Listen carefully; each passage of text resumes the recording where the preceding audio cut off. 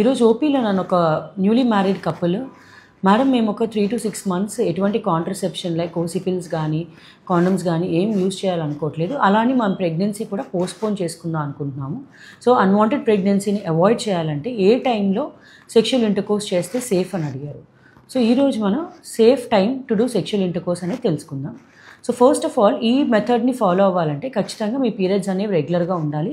వాళ్ళకి మాత్రమే ఈ మెథడ్ అనేది అప్లై అవుతుంది. సో రెగ్యులర్ సైకిల్స్ అంటే ఏంటంటే ఎవ్రీ మంత్ ఎయిదర్ 28 days నుంచి 32 days లోపు పీరియడ్ వచ్చిన వాళ్ళకి మాత్రమే. More than 32 days or less than 28 days ఎప్పుడు పడితే అప్పుడు ఇర్రెగ్యులర్గా సైకిల్స్ వచ్చే వాళ్ళకి ఇది వర్తించదు. సో దీన్ని మేము ఎలా క్యాలిక్యులేట్ చేస్తామంటే రెగ్యులర్ సైకిల్స్ వచ్చే వాళ్ళకి ఫర్ సపోజ్ ఈ మంత్ అంటే Feb 1st పీరియడ్ వచ్చి మళ్ళీ వాళ్ళకి March 1st పీరియడ్ వస్తుంది అంటే మనం నెక్స్ట్ ఎక్స్పెక్టెడ్ పీరియడ్ నుంచి మేము 14 days వెనక్కి వస్తాం. సో ఆ 14 days వెనక్కి వచ్చిన డేటే ఓవ్యులేషన్ టైమ్. సో ఈ ovulation time around this ovulation time అనేది సేఫ్ కాదు. సో యూజువల్గా మేము ఎలా క్యాలిక్యులేట్ చేస్తామంటే ఆ 14th day ఏదైతే వస్తుందో మనం వెనక్కి వచ్చినప్పుడు సపోజ్ 1st అన్నప్పుడు మనం వెనక్కి వస్తే it is around 16th day.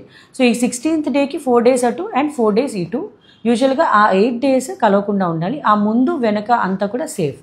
So simplify చేస్తే ఏంటంటే రెగ్యులర్ సైకిల్స్ ఉన్న వాళ్ళకి 9th day to 18th day sexual intercourse avoid చేసి ఫస్ట్ డే నుంచి first 8 days and last 8 days కూడా సేఫే. సో మీ పీరియడ్ సైకిల్లో first 8 days and last 8 days is safe, where మీరు without any contraception sexual intercourse చేయొచ్చు.